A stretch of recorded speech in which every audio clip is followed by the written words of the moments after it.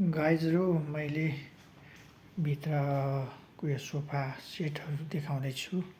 Modular sofa set र फर्निचरका item यता पनि छ। यसमा चाहिँ एकदम सुन्दर आकर्षित डिजाइनिङ गरिएको छ।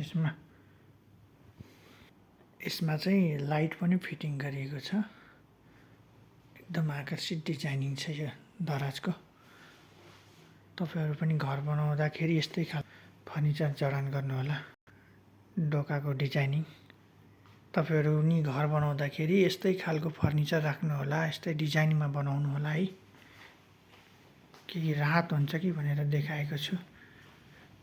र लिभिङ एरियामा हेर्नुस्, लिभिङ एरियामा यसरी डेकोरेटेड गरिएको छ। टक्क पाहुनाहरू बसेर खाने ठाउँ।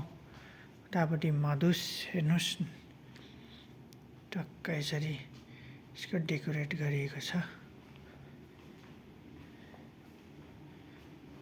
उतापट्टि सोफा राखिएको छ। यो आउटसाइड अफ द एरिया। उता आउट साइडमा चाहिँ चेयर राखिएको छ। आकर्षित डिजाइन खालको र आकर्षक खालको कुर्सी चेयर राखिएको छ। र एउटा सोफा देख्न सक्नुहुन्छ।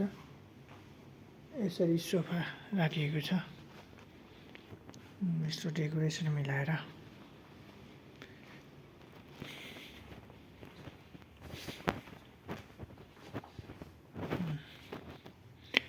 यो डिजाइनमा यसरी हेर्दाखेरि एकदम आकर्षित देखिन्छ।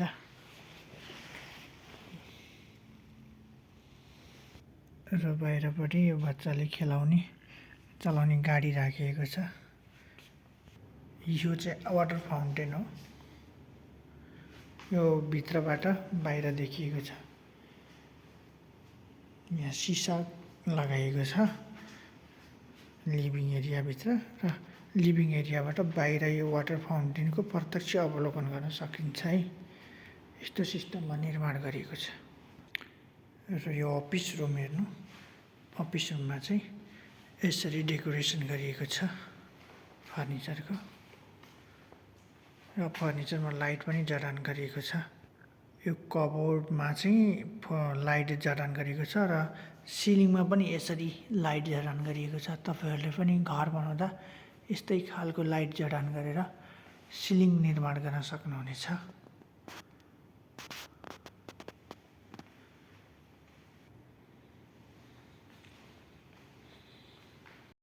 अब म डाइनिङ एरिया देखाउन गइरहेको छु। डाइनिङ एरियामा पनि यसरी फर्निचरको डिजाइनिङ निर्माण गरिएको छ। यसमा पनि फर्निचरमा लाइट जडान गरिएको छ। सिलिङ डिजाइनिङ देख्न सक्नुहुनेछ। यहाँ एसी पनि जडान गरिएको छ र फ्यान पनि अहिले चलिरहेको छ। दुईटै जडान छ। यसरी चाहिँ एउटा आकर्षित देखिन्छ है गाइजहरु। इन्जिनियरिङ डिजाइनिङ एकदम राम्रो छ है। यसरी वालमा दुईटा लाइट जडान गरिएको छ। यहाँबाट बाहिरको दृश्य पनि अवलोकन गर्न सक्नुहुनेछ। हेर्नु होला, यति राम्रो दृश्य देख्न सक्नुहुनेछ भित्ताबाट। अब म फ्यामिली स्विट रुम देखाउँदैछु। फ्यामिली स्विट रुम यसरी निर्माण गरिएको छ। पारिवारिक मिठो कोठालाई यसरी निर्माण गरिएको छ। हेर्नुस्, यसको यो खाटको सिरानीपट्टिको भागमा फर्निचर डिजाइन देख्न सक्नुहुनेछ कसरी गरिएको छ। सिलिङ पनि यसरी निर्माण गरिएको छ। सिलिङमा लाइट जडिएको छ, पंखा राखिएको छ र एसी पनि जडान छ। यो यसको पछाडिपट्टिको भाग देख्न सक्नुहुन्छ। यति राम्रो फर्निचर डिजाइनिङ छ। यो कटन र कबोर्ड देख्न सक्नुहुन्छ। कबोर्ड यसरी निर्माण गरिएको छ। कबोर्ड र यो ढोकाको कलर एउटै छ है। जहिले पनि घर बनाउँदाखेरि कोठाको रङहरू जस्तै उस्तै एउटा कबोर्ड र ढोकाको कलर उस्तै हुँदाखेरि म्याच हुने गर्दछ। साइडमा सेतो कलर लाउँदा अति नै राम्रो देखिन्छ है, आकर्षित देखिन्छ। अब म प्रवेश गर्दैछु किड्स बेडरुम। देख्न सक्नुहुनेछ किड्स बेडरुममा यसरी यस्तो यस्तो खालको डेकोरेसन छ। पलङको डिजाइनिङ देख्न सक्नुहुन्छ। सोफा सेट उता एकदम आकर्षित तरिकाले सजावट गरिएको छ र यसको सिलिङ पनि यसरी निर्माण गरिएको छ।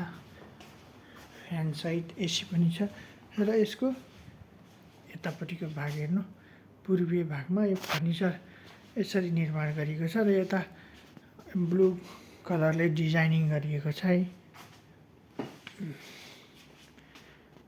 यसरी डिजाइनिङ गरिएको छ। लाइट गोलो लाइट जडान गरिएको छ। यो चाहिँ ढोका है। ढोकाको कलर पनि यहाँ चाहिँ प्रायः जसो दराज र ढोकाको कलर उस्ता उस्तै छ है।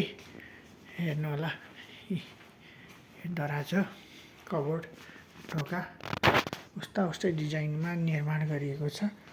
तसर्थ तपाईँहरूले पनि बनाउन चाह्यो भने यस्तै खालको डिजाइनिङमा संरचना गराउन सक्नुहुनेछ है।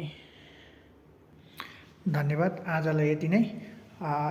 यस्तै खालको फरक फरक भिडियो लिएर अझै पनि हजुरहरूको माझमा सावर हुने गर्दछु।